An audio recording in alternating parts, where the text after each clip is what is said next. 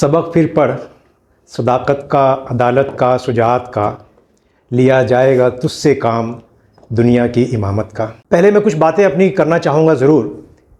जैसे अल्लामा इकबाल के एक शेर से मैंने अपनी बात शुरू की कि, और जो एक दुआ भी मैंने पढ़ी कि आज की तारीख़ में जब हमारे वालिदैन जब दुआ करते हैं या हम अपने बच्चों के लिए दुआ करते हैं, वजअलना लिलमुत्तक़ीना इमामा, कि हम दुआ जो मांग रहे हैं, आँखों की ठंडक तो बना हमारे बच्चों को, उसके साथ साथ मुत्तक़ियों का इमाम बना, लीडर बना।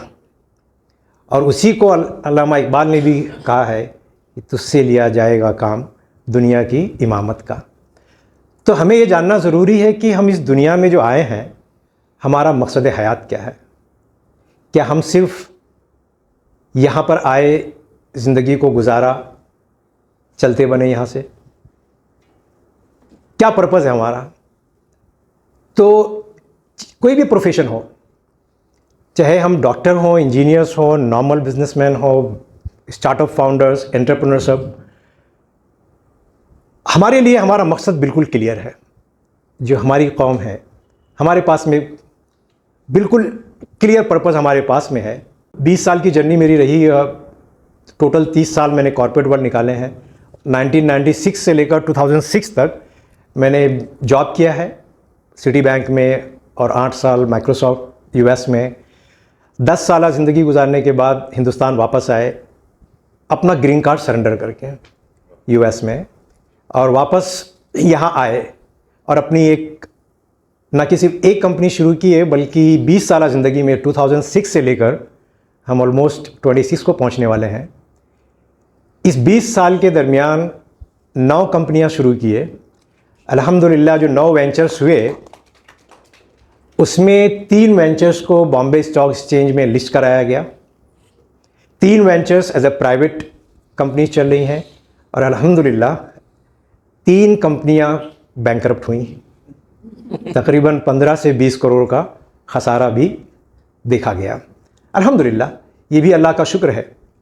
अगर हमारे जो फैमिली फर्स्ट गाइडेंस सेंटर के ऑफिस में अगर आप आएंगे, बड़ी अच्छी आयत वहाँ लिखी है, सयजअलुल्लाहु बाद उसरिन युसरा। हर मुश्किल के बाद में आसानियाँ अल्लाह बनाता है। तो फेलियर भी जो होता है, तो ये हमारे लिए परमानेंट फेलियर तो है नहीं।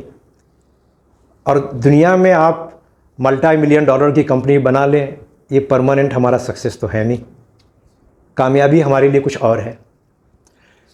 हमने बात शुरू की थी कि हमें अपना जो रोल है हमारा एज अ कम्युनिटी मेंबर, जो चाहत है, जो हमारे बड़े बड़े फ़िलासफ़र अल्लामा इकबाल जैसे लोगों ने एक लीडरशिप का ख्वाब देखा, हमारे वालिदैन भी दुआ वो कर रहे हैं। तो ये लीडरशिप में हम कर क्या रहे हैं? मैं उस बुनियादी चीज़ जो है, जैसे अगर हम लोग तमाम लोग यहाँ पर माशाल्लाह पढ़े लिखे हैं, अगर हम लीडरशिप और आज के मॉडर्न एजुकेशन के हिसाब से देखा जाए, लीडरशिप और मैनेजमेंट, मैंने अपनी जो पीएचडी की है वो स्ट्रैटेजी और बिज़नेस मैनेजमेंट में की थी, और पैंडेमिक के दौरान अल्हम्दुलिल्लाह पोस्ट डॉक्टरल किया, जिसमें शब्बीर भाई का काफ़ी ताउन रहा सोशल एंटरप्रेन्योरशिप में। और वक्फ के ऊपर हमने कैश वक्फ पे बड़ा अच्छा काम किया, और उसमें कुछ सवालात सस्टेनेबिलिटी के ऊपर हैं, जिसको हम वक्फ के अंदाज़ में बात करना चाहेंगे, जो एक नई चीज़ थी, नई शुरुआत थी, और अगर उसे इम्प्लीमेंट किया जाए तो इंशाल्लाह ज़रूर वो कारामद होगी। तो जब अगर हम लीडरशिप आज के ज़माने के हिसाब से देखें हम, और मैनेजमेंट, जो 2 बड़े बड़े फ़िलासफ़र गुज़रे हैं रिसेंट टाइम में, पीटर ड्रकर और माइकल पोर्टर, 60s से लेकर 90s के दरमियान। थ्योरी तो बहुत लोगों ने पेश की लीडरशिप की, मैं इन दोनों का फ़ैन हूँ कि इन्होंने जो लीडरशिप के क्वाड्रेंट डिफ़ाइन किए, कि अगर आपको अपने आप को एक लीडर साबित करना है और लीडरशिप के राह पे चलना है, तो आपके अंदर ये 4 क्वाड्रेंट पाए जाना चाहिए। बकिया जो फ़िलासफ़र हैं, जो लीडर्स हैं, जो मैनेजमेंट गुरुज़ हैं, उन्होंने इसी रास्ते पे बात की है। आपका इंटेलेक्चुअल क्वोशंट, आपको आईक्यू पे काम करना है, इमोशनल क्वोशंट पे काम करना है, फिज़िकल क्वोशंट पे, और लास्ट जो है आपका स्पिरिचुअल क्वोशंट। आप गौर करें, इनके नाम जो हैं, जो फ़िलासफ़र हैं, वो पीटर ड्रकर हैं, माइकल पोर्टर हैं। बात वो कर रहे हैं स्पिरिचुअल क्वेश्चन की भी। पहले हम ये देखते हैं कि जो आईक्यू का क्वेश्चन है, आज हम तमाम लोग यहाँ जो बैठे हैं माशाअल्लाह, हमारा आईक्यू और जो लोग हैं उनसे ज़्यादा ही है, पढ़े लिखे हैं। तो जब हमने इल्म हासिल किया है तो उससे हमारे आईक्यू में डेफिनेटली मजबूती आई है। आईक्यू को जो मेजर भी किया जा रहा है, जो दो एट्रीब्यूट्स हो रहे हैं, नॉलेज, एजुकेशन एंड स्किल, इसी एट्रीब्यूट्स को लेकर हमारा आईक्यू क्वाड्रेंट बन रहा है। अब हमें देखना ये है कि जो हमारा आईक्यू है,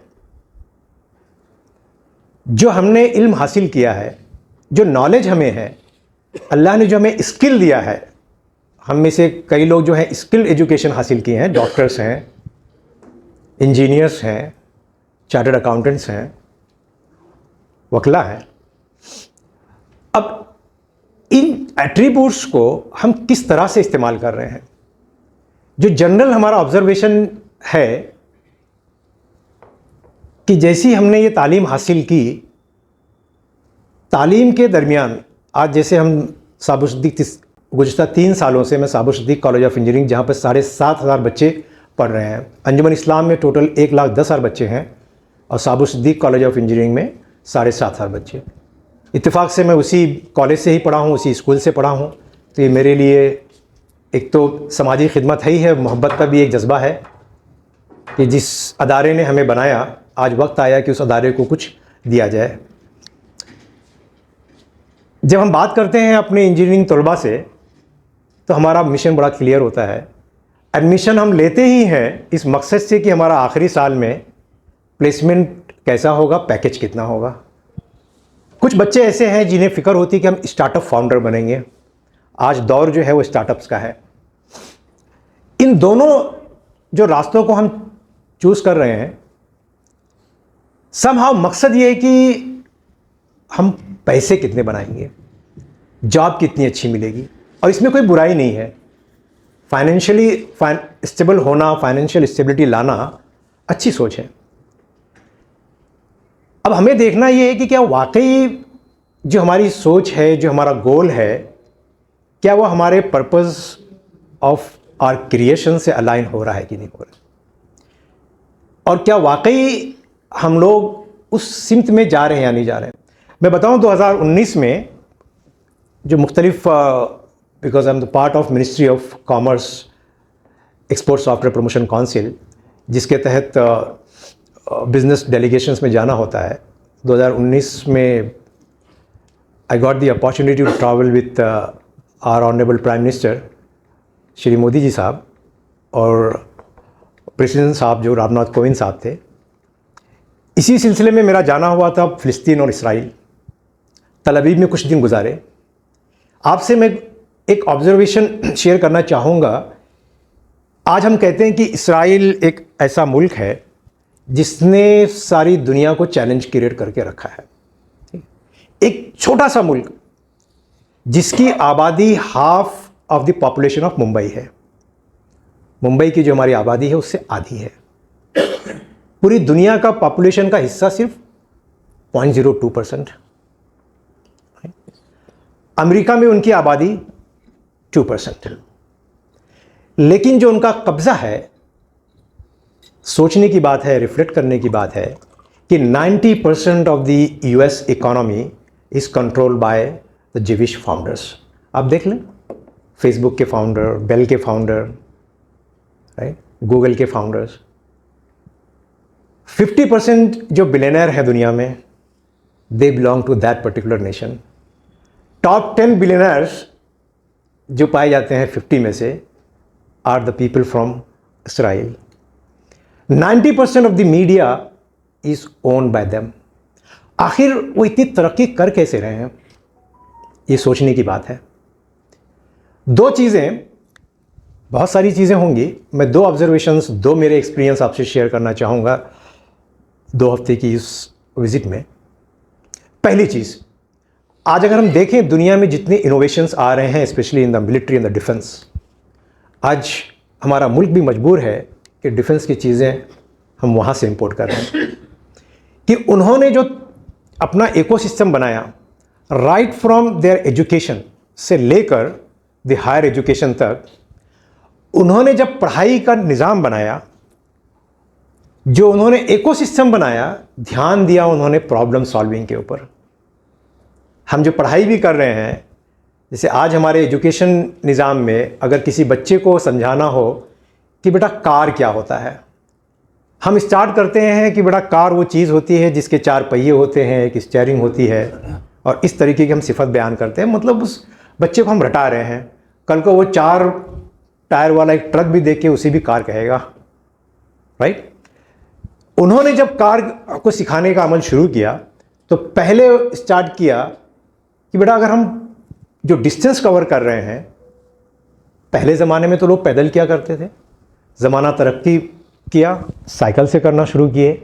अब ये देखो, आप साइकिल के बाद में जब आप और चल रहे हैं, 10 किलोमीटर का डिस्टेंस है, थक जाएंगे आप, तो उसके लिए सोल्यूशन क्या है, सोचने पे मजबूर कर रहे हैं कि बेटा प्रॉब्लम क्या है साइकिल से चलने के लिए, पैदल चलने के लिए, और उसका सोल्यूशन क्या हो सकता है। 2 टायर से क्या बन सकता है, 4 टायर से क्या बन सकता है, 3 टायर। प्रॉब्लम पे मेजर फोकस किया उन्होंने और मजबूर कर रहे हैं अपने बच्चों को उसकी सोल्यूशन लाने के लिए। And this is how problem solution that brings the innovation. आज सबसे ज़्यादा पैटेंट, सबसे ज़्यादा इनोवेशन अगर वहाँ से आ रहा है, उसकी वजह ये है।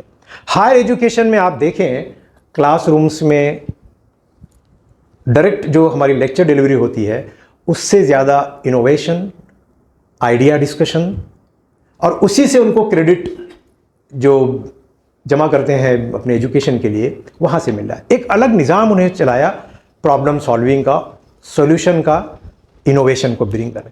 तो एक चीज़ जो सीखने मिली, प्रॉब्लम सॉल्विंग एंड सॉल्यूशन।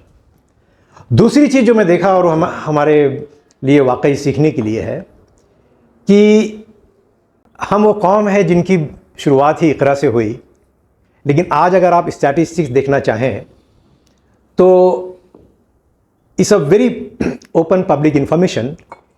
एक इसराइल का एवरेज बंदा साल में 48 किताबें पढ़ता है, एवरेज बंदा, ना कि स्कॉलर्स, रिसर्च स्कॉलर्स, एकेडमिशियन, ऐसा नहीं है। एवरेज बंदा, ट्रेन में हर आदमी के हाथ में आपको बुक दिखाई देगी, ना कि मोबाइल फ़ोन। हमारे यहाँ मसला मोबाइल फ़ोन का। ये स्टैटिस्टिक्स वहाँ का है। यूरोपियन और जापानीज़ का स्टैटिस्टिक्स है कि साल में 24 किताबें पढ़ते हैं। मैं बात मुसलमानों की नहीं कर रहा हूँ, इन जनरल एवरेज इंडियंस, क्या हमें पता है कि वो साल में कितनी किताबें पढ़ रहे हैं? हाफ। मुसलमान तो खैर दूसरे उस पे है। तो जो रीडिंग की पढ़ना उनके नस नस में है। आज हमने किसी भी चीज़ का पढ़ना हो, चाहे असरी उलूम हो, चाहे दीनवी चीज़ें हो, हमने सोचा जिस दिन एजुकेशन हमारा ग्रेजुएशन पूरा हुआ, पोस्ट ग्रेजुएशन पूरा हुआ, अब हमें जॉब करना है, बिज़नेस करना है, हमने इल्म सीखना, पढ़ना दूरी अख्तियार कर ली।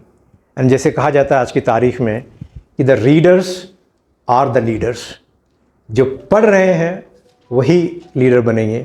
तो ये 2 एट्रीब्यूट्स जो मुझे दिखाई दी, जो इंटेलेक्चुअल लोग हैं, आईक्यू का जो क्वाड्रेंट है, अब हमें इसका एहतिसाब करना होगा। तो जो हम इंटेलेक्चुअल क्वेश्चन की बात कर रहे थे, तो ये 2 एट्रीब्यूट्स जो मैंने देखा, अगर हम जॉब भी कर रहे हैं, हमारा जॉब का पूरा फोकस होता है प्रमोशन, सैलरी हाइक। हम ये नहीं देख रहे हैं कि हम कितना कंट्रीब्यूट कर रहे हैं in terms of bringing the innovation, चाहे हम कंपनी में काम कर रहे हों, चाहे हम किसी अदारे में काम कर रहे हों, एजुकेशनल इंस्टीट्यूशन हो, क्या हम प्रॉब्लम को सॉल्व कर रहे हैं? वो प्रॉब्लम जो हमारी कम्युनिटी देख रही है, वो प्रॉब्लम जो हमारे सोसाइटी को फेस हो रहा है, वो प्रॉब्लम जो हमारे मुल्क देख रहे हैं। आज हम जब इंजीनियरिंग कर रहे हैं तो हमारा जज्बा तो ये होना चाहिए कि हम जो भी सीख रहे हैं, अगर मैं इंजीनियर बनना हूँ, मैं डॉक्टर्स बनना हूँ, मैं लॉयर बनना हूँ, मैं अपने प्रोफेशन के ज़रिए किस तरीके से अपने मुल्क के काम आऊँ, अपनी सोसाइटी के काम आऊँ, अपनी कम्युनिटी के काम आऊँ। पैसा तो बाय प्रोडक्ट है, पैसे तो आपको मिलने ही वाले हैं। हम हमेशा अपने बच्चों से कहते हैं भी कि don't run behind the money. अपनी काबिलियत इस तरह से बनाओ कि late money run behind you. अपनी काबिलियत को इस तरह से बनाना चाहिए, लेकिन मकसद जो रहे, आप इंजीनियर बन रहे हैं, सिविल इंजीनियरिंग कर रहे हैं। क्या आपने कभी सोचा कि आज मुल्क में जो अफरा तफरी मची है, आज मैं मिनिस्ट्री ऑफ कॉमर्स के थ्रू ही जब हम गवर्नर ऑफ जम्मू कश्मीर से मुलाकात किए और जब उन्हें ये मालूम पड़ा कि हम आईटी सॉल्यूशन कंपनी चला रहे हैं, साथ में एजुकेशनल इंस्टीट्यूट्स को लीड कर रहे हैं, तो उनका ये था कि भाई आपके पास में यंग बच्चे हैं, आईटी में हैं, आप इंजीनियर प्रोड्यूस कर रहे हैं, वो कर क्या रहे हैं? अगर आप देखें तो एक मसला जो आप लोगों ने रिसेंट भी सुना होगा कि जो मुल्क के अंदर जो तकरीब हो रही है कि आप देखें जो लोग आ रहे हैं वहाँ से, डिफेंस में सबसे ज़्यादा बजट हमारा जाता है।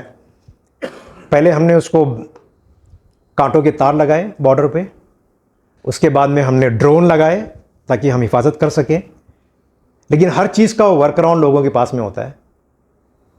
गवर्नमेंट ने इलेक्ट्रिक फेंसिंग लगाई, उसका भी वर्क अराउंड निकला। गवर्नमेंट ने ड्रोन पे खर्च किया, उसका भी निकल गया।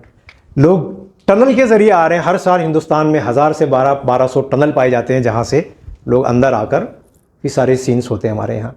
उनका ये कहना था कि भाई आप एआई आईटी चला रहे हो, सिविल इंजीनियर्स पैदा कर रहे हो, क्या कोई ऐसी टेक्नोलॉजी नहीं आ रही कि टनल के डिग करते समय हमें अलर्ट आ जाए और हम अपने मुल्क को बचा लें इन तखरीबकारियों से? तो अब अगर हम वो पढ़ाई करते वक्त अगर हमारा सोचने का अंदाज़ ये हो कि हम अपने सिविल इंजीनियरिंग के ज़रिए, अपने एआईएमएल के ज़रिए पैकेज हमें कितना मिलता है वो इम्पॉर्टेंट नहीं है, हम उस स्किल को सीख कर कितना हम उसको यूटिलाइज़ करें कि हमारे मुल्क की सालमियत को, हमारे मुल्क की सेफ्टी को हम मुकद्दम रखें। मुल्क के काम है, ज़रूरी नहीं कि मुल्क के काम आने के लिए जाके हम बॉर्डर पे बंदूक लेके खड़े हों, हम अपने प्रोफेशन के ज़रिए कर सकते हैं। ये बात सामने आई हमारे। अल्हम्दुलिल्लाह हमारी जो इंजीनियरिंग कॉलेज है उस पर काम कर रही है, कुछ प्रोजेक्ट एमओयू साइन करके हमने शुरुआत की है गवर्नमेंट के साथ में। तो ये बात जो मैं यहाँ पे इस क्वाड्रेंट पे कंक्लूड करना चाहूँगा कि हम जो भी करें, चाहे बिज़नेस करें या हम जॉब करें, अगर हम कह रहे हैं कि हम पढ़े लिखे हैं, तालीम याफ्ता है, हमारा इंटेलेक्चुअल क्वोशेंट बहुत हाई है। इंटेलेक्चुअल क्वोशेंट सिर्फ हमारी डिग्री से नहीं आता कि हम मास्टर्स हैं, हम पीएचडीज़ हैं, ठीक है। उसमें हमें देखना होगा कि हम अपनी सोसाइटी का, अपने कम्युनिटी का, अपने मुल्क का कितना प्रॉब्लम सॉल्व कर रहे हैं, क्या हम इनोवेटिव तरीका ला रहे हैं जिसके ज़रिए हमारा जो प्रॉब्लम है वो सॉल्व हो जाए। That's number 1। नंबर 2, जो हमें देखने में आ रहा है कि इक़रा से शुरू होने वाली कौम आज काफ़ी दूर हो गई रीडिंग से। रीडर्स ही लोग जो हैं वो लीडर्स बनते हैं। आज अगर हम रोना रो रहे हैं कि इसराइल में ये हो रहा है, उनकी अच्छाइयों को देखकर एक दो सिफत अगर हम अपने अंदर पैदा कर लें कि चलो ठीक है, अगर वो 48 बुक पढ़ते हैं साल के, तो हम भी 48 पढ़ना एटलीस्ट शुरू करें, ताकि हम भी जो है इस दुनिया के रीडर्स कौम के अंदर आएँ और फिर वहाँ से इंशाल्लाह हम लीडरशिप पे आगे बढ़ेंगे। ये हुई पहली बात आईक्यू के बारे में। दूसरा, जब हम बात करते हैं इमोशनल क्वोशेंट के बारे में, हम समझते हैं कि अगर हमने एक एनजीओ बना ली, मैं किसी, जितने लोग यहाँ बैठे हैं अल्हम्दुलिल्लाह काफ़ी लोग एनजीओज़ के ज़रिए हम अपनी सोसाइटी की, अपनी कम्युनिटी की खिदमत कर रहे हैं, और मेरी तो यही दुआ होगी कि अल्लाह हमारे इस काम करने को पहले तो इसमें खुलूस पैदा करे। हम जो भी काम कर रहे हैं सेल्फलेस होकर काम करें। बहुत सी मरतबा मुशाहिदा ये होता है कि काम तो हम कर रहे हैं, कहने को तो हम यही कहते हैं कि भाई हम फ़ी सबीलिल्लाह कर रहे हैं, अल्लाह के लिए कर रहे हैं, लेकिन जिस दिन बैनर पे हमारा फ़ोटो नहीं होता, जिस दिन थैंक यू में हमारा नाम नहीं आता, बड़ी तकलीफ़ हो जाती है हमें। तो अल्लाह इस चीज़ से बचाए। मेरे ख़्याल से सेल्फलेस की निशानी ये है कि भाई हम उस चीज़ से दूर रहें और काम सिर्फ इसलिए करें कि अल्लाह उसे कबूल करे और हमारे आखिरत का ज़रिया बनाए। आमीन। अब हम जो बात कर रहे थे इमोशनली, तो हम काफ़ी स्ट्रॉन्ग हैं अल्हम्दुलिल्लाह। जब बात कभी आती है, और यही एक वजह है कि जब हम कहते हैं स्टार्टअप को स्केल करना, बिज़नेस को आगे ले जाना, कभी कभी जो हमारा एक जहन में आता है ना, जब कोई प्रॉब्लम आया, कोई चैलेंज आया, दूसरी कौम क्या करती है कि वो उसके लिए दिन रात एक कर देती है। मैंने बहुत से अपने बड़ी एंटरप्रेन्योर्स को देखा है जो अपनी कम्युनिटी से बिलोंग करते हैं। बहुत बड़ा चैलेंज आया, तसल्ली कर लिए कि भाई ये दुनिया तो मरी हुई बकरी है, क्यों इसके पीछे इतना टाइम बर्बाद करना भाई, राइट, और उसे गिव अप कर दिया गया।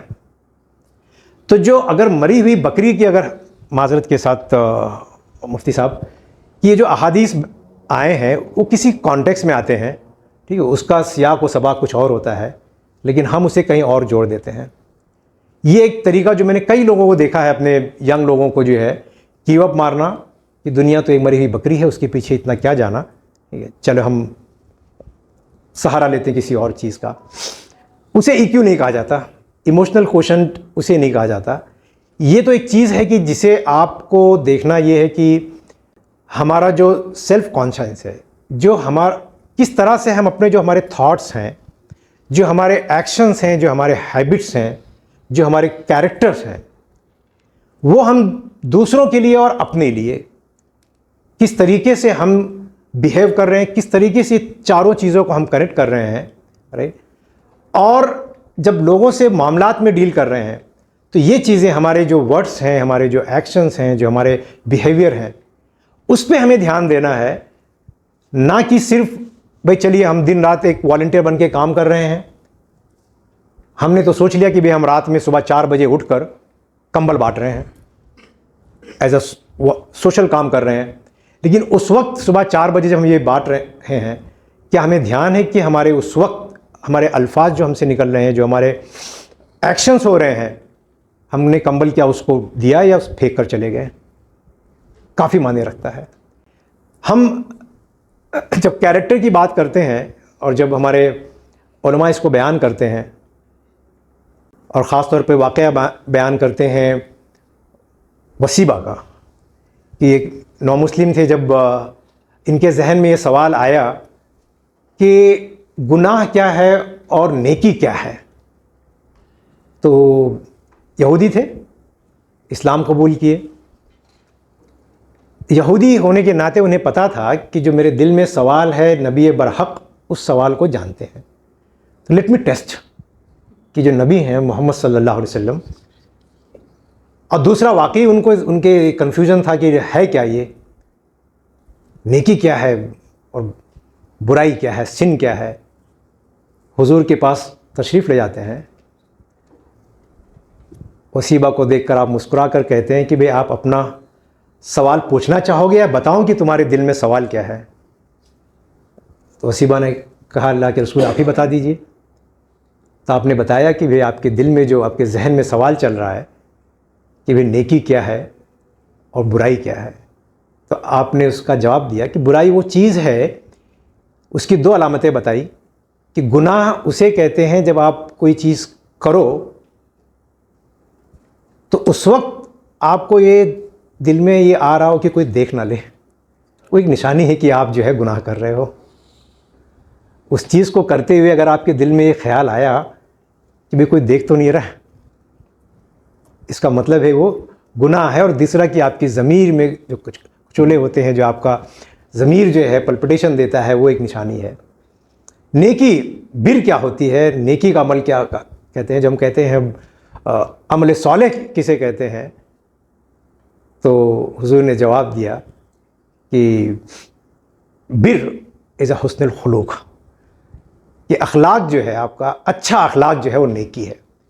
तो हमें ये देखना है कि भाई हम नेकी के पीछे तो भाग रहे हैं, नेकी के साथ साथ में क्या ये जो अखलाक वाली हदीस है कि हमारा अगर अखलाक अच्छा हो तो ये नेकी के ज़ुमरे में आता है। बहुत सी मरतबा हमें ये होता है कि भाई हमारी इस दुनिया का मकसद क्या है। और मैं, अगर आप वो किताब पढ़ेंगे पीटर डकर की, पोर्टर की, मुझे बड़ा अच्छा ये लगा कि ये लोग जिनका आखिरत पे यकीन नहीं, और वो स्पिरिचुअल क्वेश्चन की बात कर रहे हैं, जिसमें उन्होंने बताया कि भी purpose of your life and your preparation of your soul, ये 2 एट्रीब्यूट्स पे आपको काम करना है। अब पर्पज़ ऑफ हमारी लाइफ, बड़ी फेमस आयत लेकर हम चलते हैं, वमा खलक़तुल जिन्ना वल इंसा इल्ला लियअबुदून, कि अल्लाह ने पैदा किया हमें इबादत के लिए। लेकिन वो कहते हैं ना कि जब फिलासफर की आप हर चीज़ को अगर 7 मरतबा अगर सवाल करेंगे क्यों, अगर हमें पैदा किया है इबादत के लिए, तो इबादत के लिए, तो इबादत क्यों, राइट? उसका भी जहाँ इस आयत से मालूम हुआ कि अल्लाह ने पैदा किया हमें इबादत के लिए कि मैंने तुम्हें इबादत इसलिए करना है, तुम्हें या तुमसे पहले के लोगों के, लअल्लकुम, जहाँ तक जो मैंने समझा है कि हर जगह जब ये लअल्लकुम, ताकि तुम तकवे वाले हो जाओ। अब तकवा और मुत्तकी, हमारा मकसद वो है कि पैदा किया हमें इबादत के लिए, इबादत इसलिए करना है ताकि हम मुत्तकी बने, लेकिन मुत्तकी हम बनेंगे कैसे? तो वो जो एक तीसरी आयत को मैं बड़ी अपने लिए मोटिवेशन समझता हूँ, जो आयत आई कि लैसल बिर्रा अन तुवल्लू वजूहकुम क़िबलल मशरिक़ वल मग़रिब, और जब वो आयत आगे आती है तो उसके दो पार्ट हो जा रहे हैं, ठीक है, कि एक तो आया है कि भाई जो ईमान वाले हैं, जिन्होंने ईमान लाया, किताबों पे ईमान लाए, नबियों पे ईमान लाए, और उसके बाद में जो दूसरा सेक्शन शुरू होता है वह आतल माल अला हुब्बिही ज़विल क़ुरबा वल यतामा वल मसाकीन, राइट, व ऊफ़ू बिल अहद। उसमें जो मल्टीपल जो पैरामीटर्स आए हैं कि आपको अपने माल को देना है, आपको आमाल नेक करना है, नमाज़ पढ़ना है, अपने अहद को, अपने कमिटमेंट को पूरा करना है, और यही लोग हैं जो सच्चे हैं, यही लोग हैं जो मुत्तकी हैं। तो आप यहाँ देखें हम देने वाले कब बनेंगे, और ये आयत के ज़रिए मैं लेता हूँ कि भाई हमें जो है पर्पज़ सिर्फ़ ये नहीं कि हम वो आमाल जो सिर्फ़ हमारा और अल्लाह का ताल्लुक़ है, बिल्कुल हमें नमाज़ पढ़ना है, पहला सवाल होगा, लेकिन सिर्फ़ वही नहीं है, उसके अलावा जो बता दिया गया कि हमें वो काम भी करना है, वो भी हमारे मकसद में शामिल होना चाहिए कि हमें लोगों तक अपने माल को पहुँचाना, उनकी खिदमत करना, हमें अपने वादों पे। और इसीलिए जब मीटिंग्स के लिए जब लेट होता है तो बड़ी अजीब सी कोफत होती है, बड़ी तकलीफ़ होती है कि हमने वादा किया कि भाई 2:30 बजे की अगर हम मीटिंग करते हैं, ये भी हमारी ज़िंदगी का हिस्सा होना चाहिए। हम कभी समझते हैं कि ये डिसिप्लिन तो is a very common word, लेकिन अगर हम हर चीज़ को जो हम काम कर रहे हैं, अगर हम उसको जोड़ते हैं अपने दीन की तरफ, कि अगर हमने वक्त दिया है 2:30 बजे का, 2:30 बजे ही पहुंचना, तो वो होता है वऊफ़ू बिल अहद इन्नल अहद काना मसूला, कि उसका भी सवाल किया जाएगा। और वही चीज़ है जो हमें मुत्तकी बनाएगी। सिर्फ नमाज और रोज़ा ही मुत्तकी नहीं बनाएगी, क्योंकि आधी चीज़ अल्लाह के साथ में, आधी चीज़ दुनिया के साथ में, और ये हमारा मकसद होना चाहिए। हम मीटिंग कर रहे हैं, चाहे कॉलेज में कर रहे हों, चाहे हम ऑफिस में कर रहे हो, अगर इस चीज़ को हम दीन का हिस्सा बनाएं कि भाई ये मेरी दीन का हिस्सा है, क्योंकि इस मकसद से मैं पैदा किया गया हूँ। अगर इबादत मकसद है, ये भी इबादत का हिस्सा है। इस चीज़ में हमारे अंदर जो फिर जो प्रोफेशनलिज्म है, जिसे लोगों ने, फ़िलासफ़र ने, जिसे बड़े बड़े लीडरशिप गुरुज़, मैनेजमेंट गुरुज़ ने बयान किया है, तो अगर हम इन्हीं चीज़ों को दीन के पैमाने पर अगर लेके चलते हैं तो इंशाअल्लाह कोई दिन वो दूर नहीं कि हम ज़रूर जो है एक कामयाब लीडर बनेंगे। यही इस चीज़ से जो छोटी सी चीज़ बताया मैंने कि इस आयत की चीज़ है कि ऊफ़ुल अहद, अपनी कमिटमेंट को पूरा करना। और अगर अल्लामा इकबाल ने जो एक दूसरा शेर कहा था, अपनी बात को मैं यहीं ख़त्म करना चाहूँगा कि इस शेर के अंदर उन्होंने, ये ज़्यादा थोड़ी सी उर्दू हो जाती है कि निगाह बुलंद सुख़्न दिल नवाज जाँ पुरसोज़, your vision, your compassion and your communication, right. Communication with, when we say communication, is like the communication of, जो अल्लाह ने कुरान में कहा क़ूलू क़ौलन सदीदा, कि आप उस बात से बिल्कुल ना हटें। वो कम्युनिकेशन की बात अल्लामा इकबाल कर रहे हैं कि ये लीडरशिप के लिए अगर आपके अंदर विज़न हो, अगर आपके अंदर कंपैशन हो, अगर आपके अंदर वो कम्युनिकेशन हो जो कुरान में अल्लाह ने कहा, तो निगाह बुलंद जाँ पुरसोज़ सुख़्न दिल नवाज, यही है रख़्ते सफ़र मीर कारवां के लिए। एक अमीर की निशानी ये है, एक लीडर की निशानी ये है कि आपके अंदर ये तीनों चीज़ें पाया जाए।